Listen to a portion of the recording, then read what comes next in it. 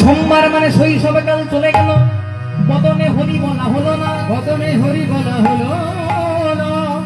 মঙ্গলবার মানে কৈশোরকাল চলে গেল, বদনে হরি বলা হলো না, বদনে হরি বলা হলো না।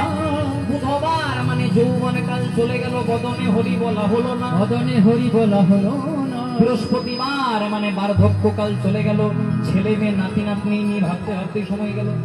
মানে বৃহস্পতিবারও ভগবানের কথা মনে পড়লো না, মনে পড়লো শুক্রবারে। আর যতদিনে মনে পড়লো হাটটার এপারে বসলো না, হাট বসলো বক্সিগঞ্জের পদ্মার মানে ওপারে।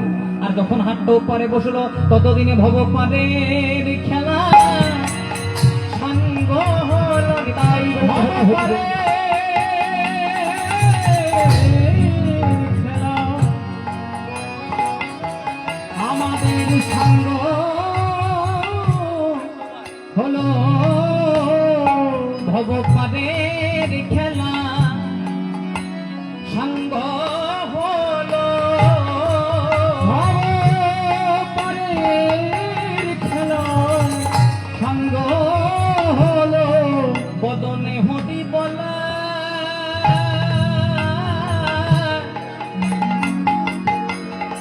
হরি বলাই আর হলো না গো আমাদের ভগবানের খেলা সাঙ্গ হলো। আমি শুধু ওখানে একটা লাইন যোগ করবো, বলে যারে মুখে ভাই হরি কথা নাই তার কাছে তুমি যেও না, আবার যার মুখ দেখি হরি যাবে ভুলি তার মুখ পানে চেয়েও না। যার মুখে ভাই হরি কথা তার মুখ পানে তুমি চেয়েও না, আবার যার মুখ হেরি তুমি ভুলে যাবে হরি সেই মুখ পানে চেয়েও না।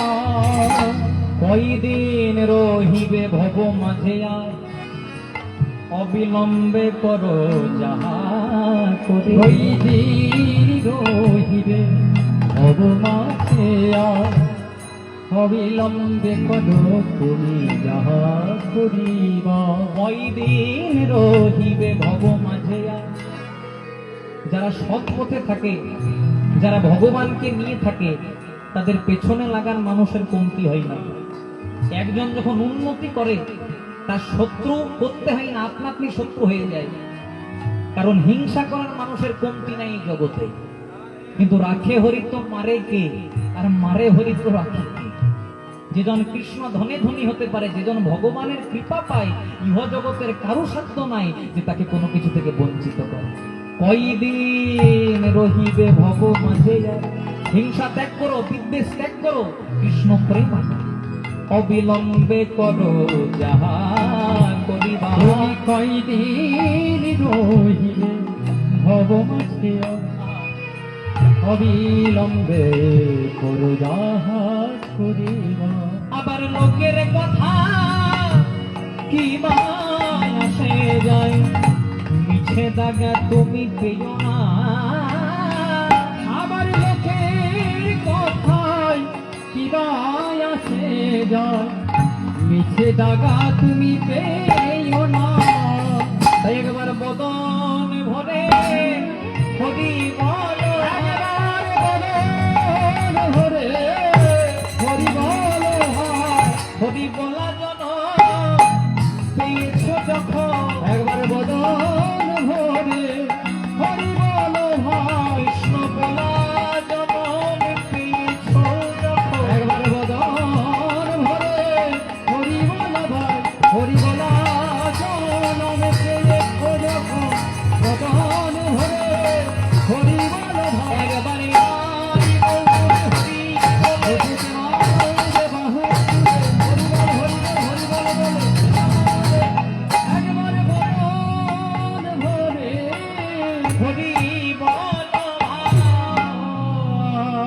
বাসুদেব ঘোষ কহে করি জোড় হাত, করি জোড় হাত, যেই কৃষ্ণ সেই গৌর সেই জগন্নাথ, সেই জগন্নাথ।